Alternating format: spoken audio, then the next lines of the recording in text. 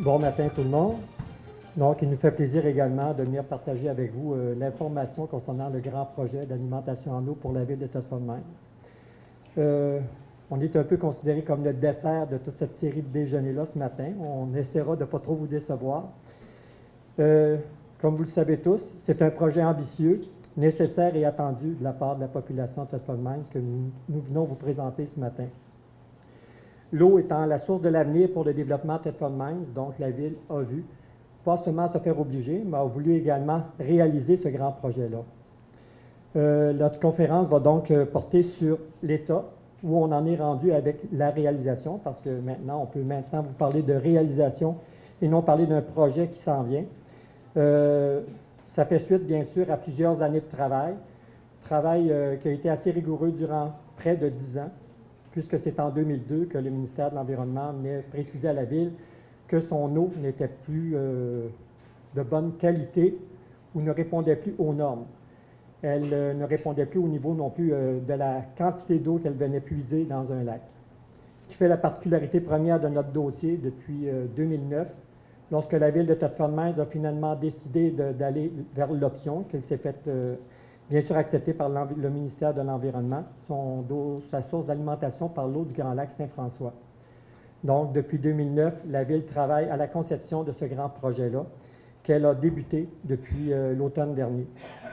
Donc, je vais vous dire, en fin de compte, les grands projets, en fin de compte, les grandes étapes de ce projet-là, parce qu'il y a plusieurs étapes, plusieurs contrats qui seront accordés. Il y en a déjà quelques-uns qui l'ont été, d'autres le seront.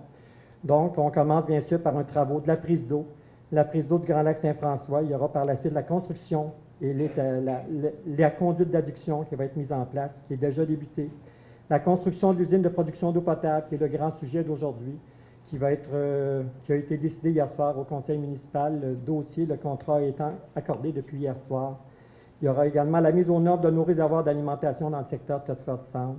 Il y aura les travaux requis pour la distribution au secteur de Robertson et Pont-Brillant. Construction de réservoirs également. Travaux requis pour la distribution du secteur du lac du Huit. Il ne faut pas oublier qu'on a des usagers du lac du Huit qui devront être alimentés par notre eau aussi.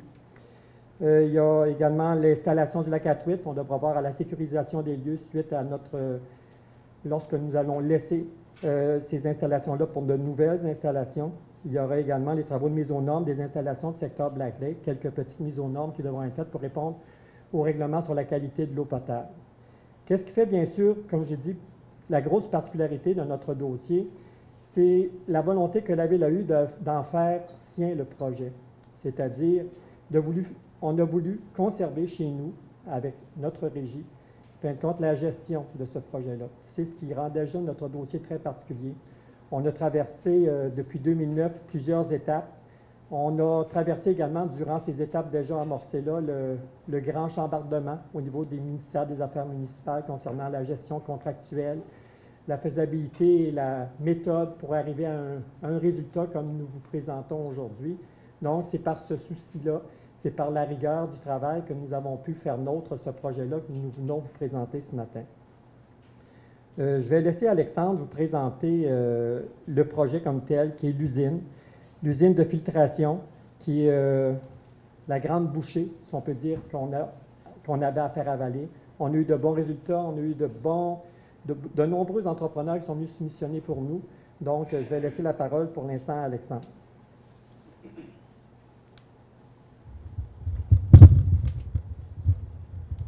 Alors, bonjour tout le monde. Je vais juste me déplacer, étant donné que j'ai les cartes et puis le PowerPoint pour vous présenter le projet.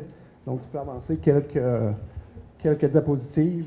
Donc, on va commencer par le plus facile, évidemment, c'est commencer par l'eau brute et d'arriver vers les maisons. Donc, comme on commence par la prise d'eau est située au Grand Lac Saint-François, à peu près à 700 mètres de la rive, à peu près une douzaine de mètres de profondeur sur le chemin du barrage. Donc, cette prise d'eau-là, elle va être construite au mois de cet été. On va commencer les travaux cet été et est à peu près au niveau du 645 chemin du barrage. Donc, elle est reliée, la prise d'eau, par une conduite de plastique qui est à peu près de 600 mm de diamètre.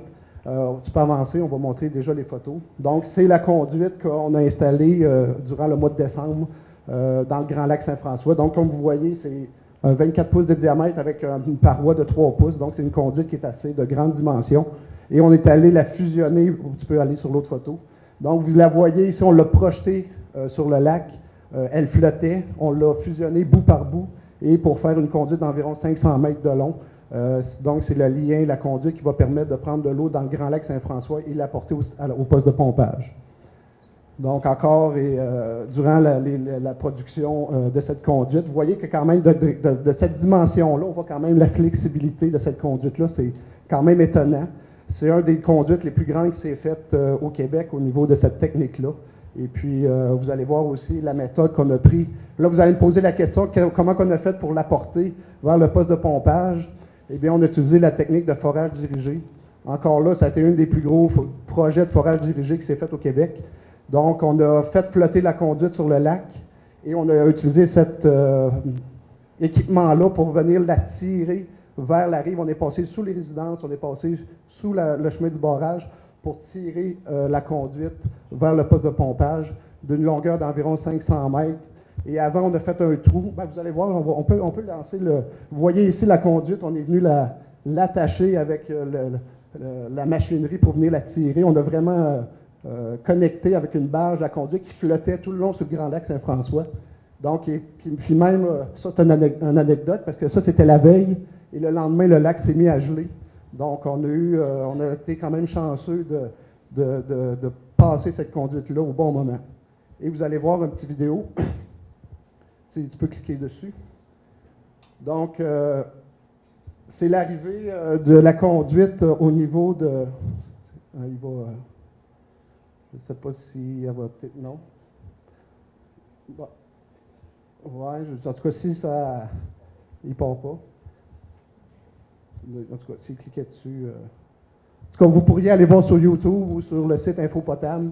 C'est la caméra de la... C'est le vidéo de cette fameuse conduite qui arrive au niveau du poste de pompage. Donc, c'était quand même assez impressionnant de voir sortir de la terre cette conduite-là.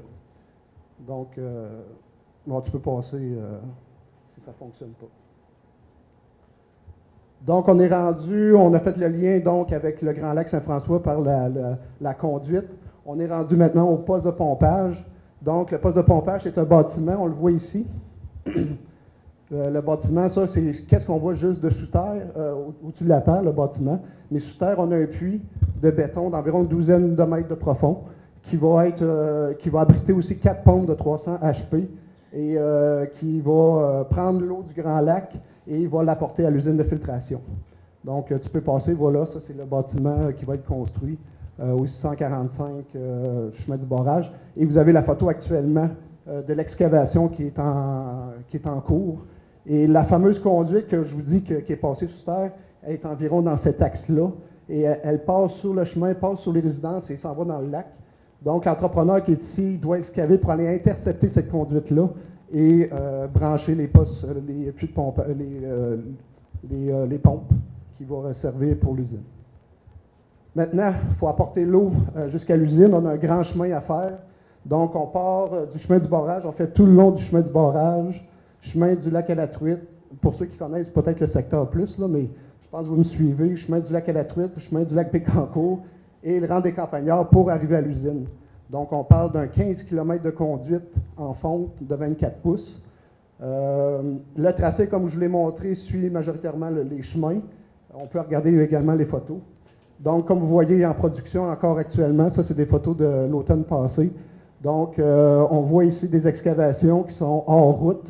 Donc, l'objectif, évidemment, c'est pour être moins dispendieux de faire des travaux hors chaussée qu'en chaussée au point de vue de réparation. On voit la profondeur de l'excavation, à peu près 6 pieds sous terre. Et cette conduite-là est installée pendant 15 km de long pour se rendre jusqu'à l'usine de filtration.